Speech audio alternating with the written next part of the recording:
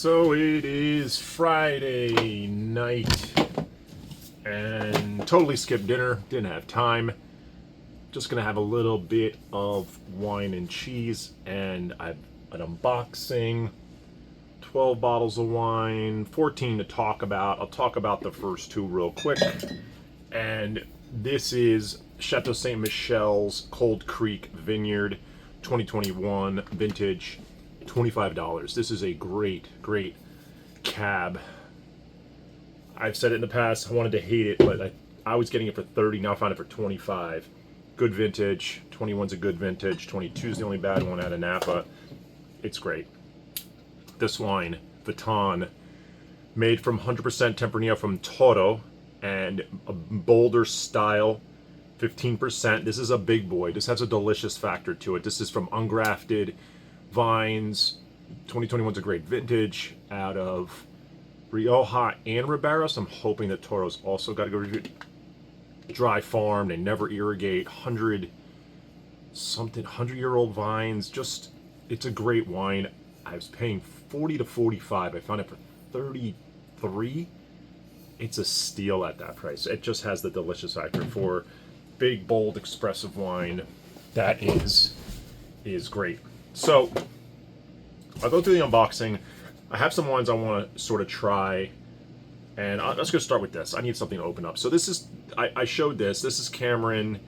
I'm pretty sure this is an Oregon Chardonnay called Clos Electrique, 2018. This has a little bit of age.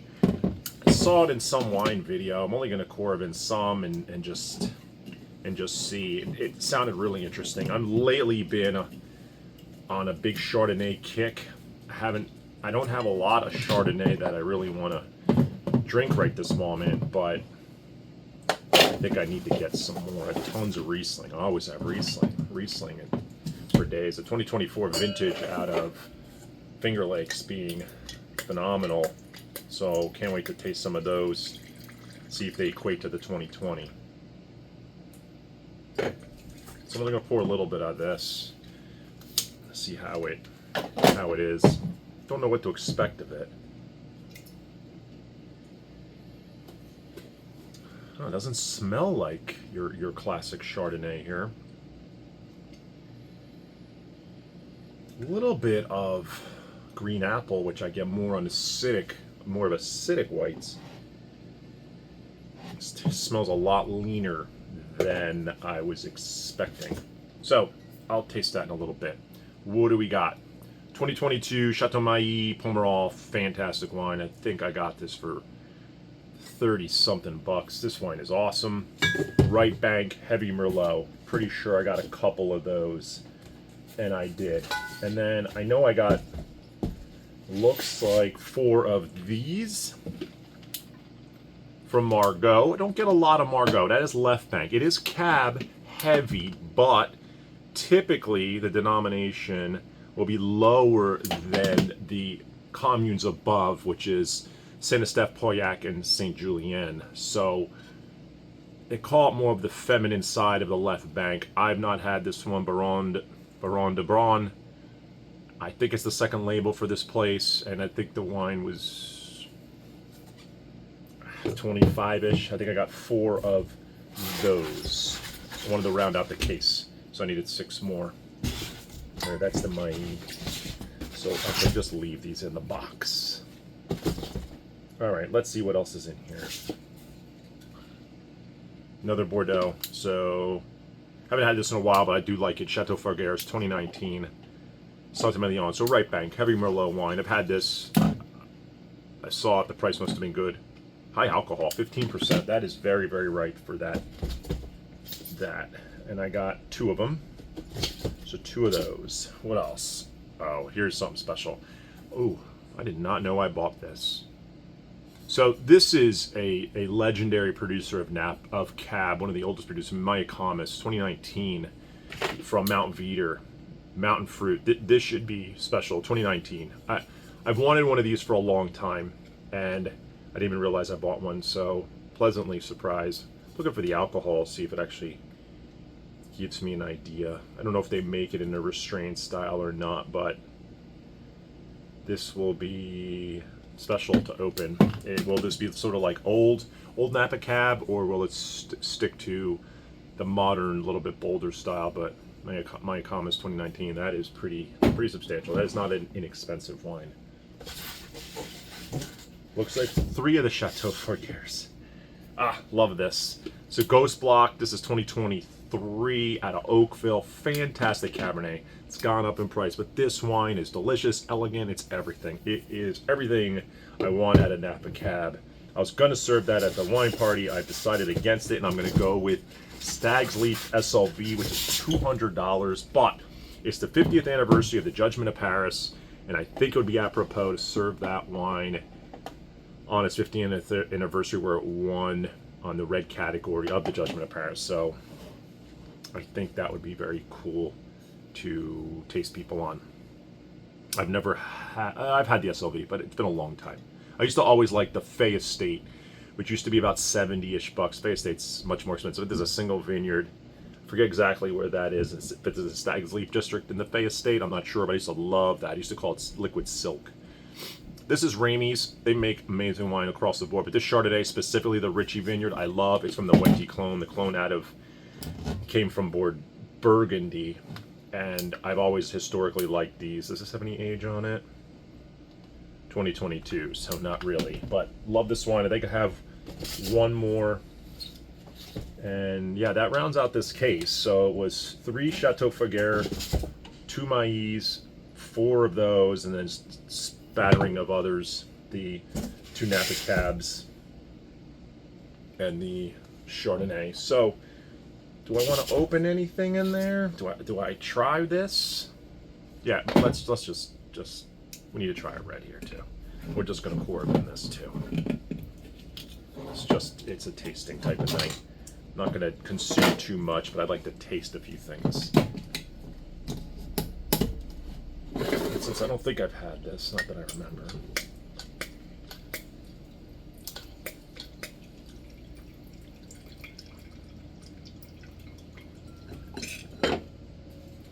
Corbin just so good for stuff like this. Just take a sip out of something. Just have to leave it upright for a bit. Cork will end up going back in. I don't think it would work for artificial cork or anything like that, but then those wines are typically a lot less expensive. Certainly smells like Bordeaux. Very perfumed. I caught a big floral component there. But it's got an earthiness. It's also got a bit of a dark red fruit. 2022. Let that open up a little bit more. It smells sort of like, it smells like a riper style of Bordeaux, and I'm pretty sure 2022 was a riper vintage. Back to the Chardonnay, which I can't, this is a 2018, I can't put my finger on what this smells like. So an 8-year-old Chard out of Oregon.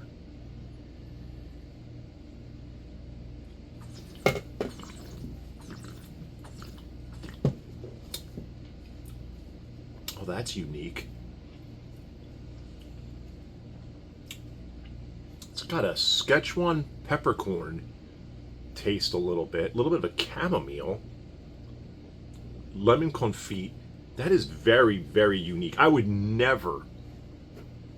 There's a creaminess too, so there's a texture and a creaminess. This is why maybe I would think Chard, but I would probably go Chenin Blanc on this.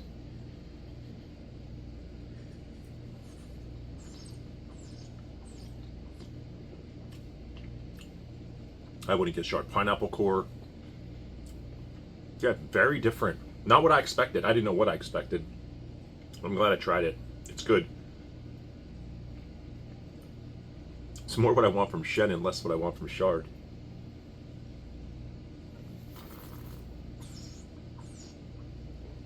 Pretty good though. A little bit of a lemon lime pith in there.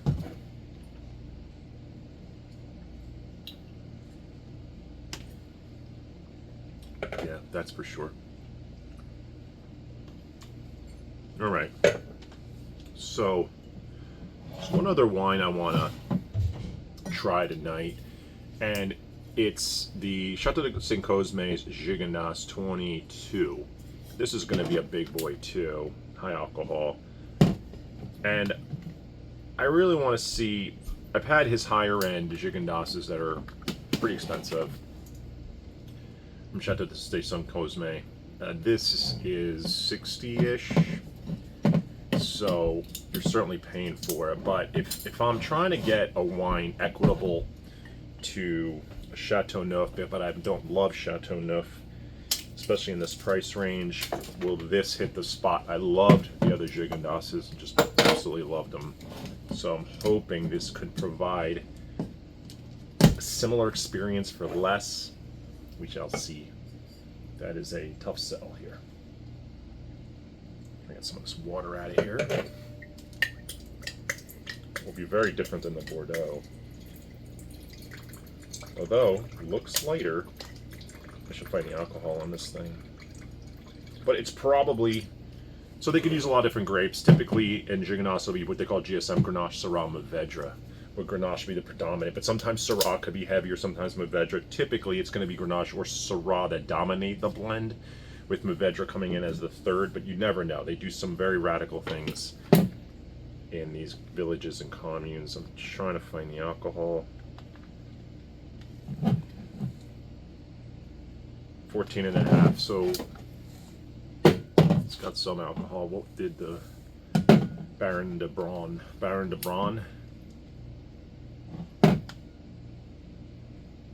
And 14. So skip this.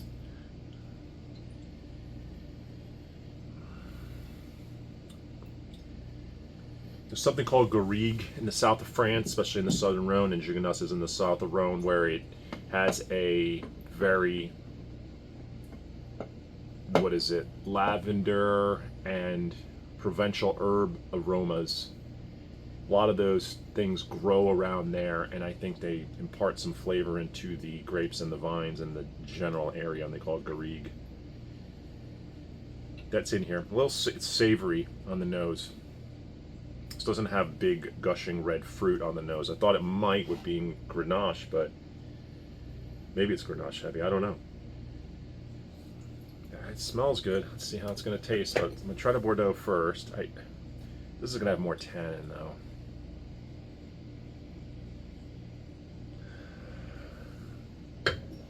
It's smelling more like Bordeaux by the second, with a little bit of leather and cedar, but also the dark fruit. Probably from the cab. Plumminess too. I wonder if this has a bit of more Merlot, a good dollop of Merlot in it.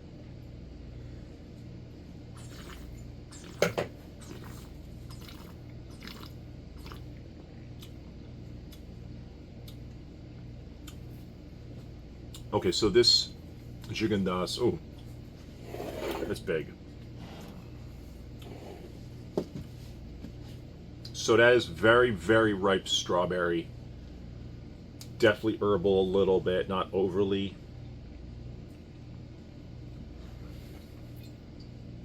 I think with a decantus might be pretty awesome.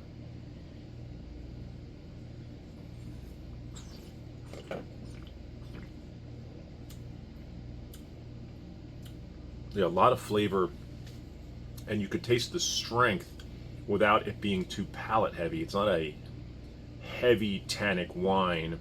Acidity's elevated. That's really good. That is a really well made Gigondas. That is what you get when you spend a few more bucks and you get a good producer. You're going to get a much higher quality. Here's a $20 one that's fine, very basic, much lighter, not this expansive. This is pretty expansive. A lot of aromas, a lot of flavors, a lot of length. That is one of the major components of one wine to the next is its length.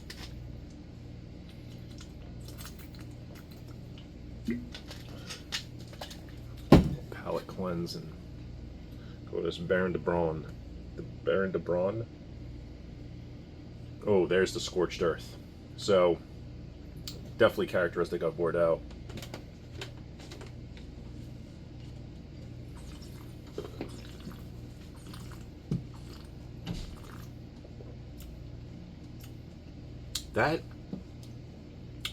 Oh, that's really good. That's great for the price.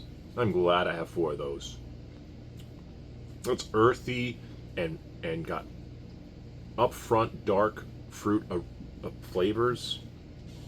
It's that scorched earth.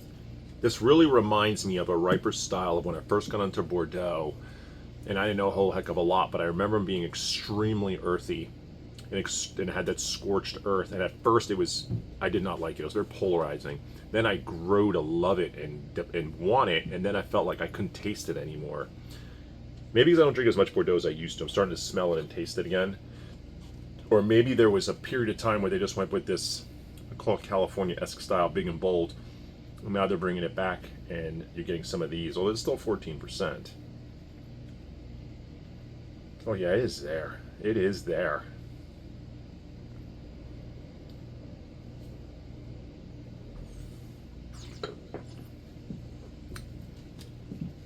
That's only 25 bucks. That is ridiculous. That is really good. Is that for everybody? I don't know, but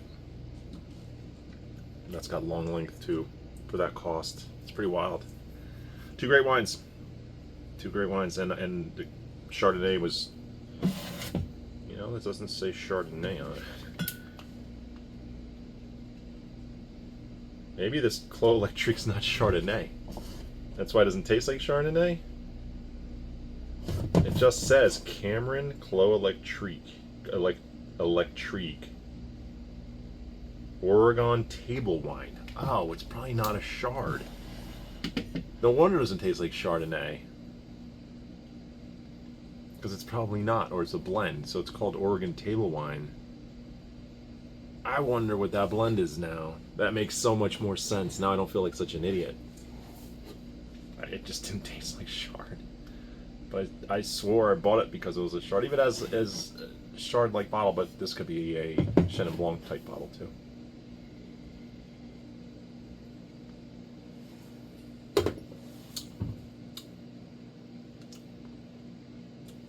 Really good on that. More that would be. Cameron gets like 4 because now I'm not sure. I was going to give it less, but now that I don't know the blend, I'm thinking it is more characteristic of what it is, and it is pretty good, high quality. So that'd be a 4. The Baron de Braun is a 4. Would I give the Chateau de Saint Cosme a higher score? Maybe.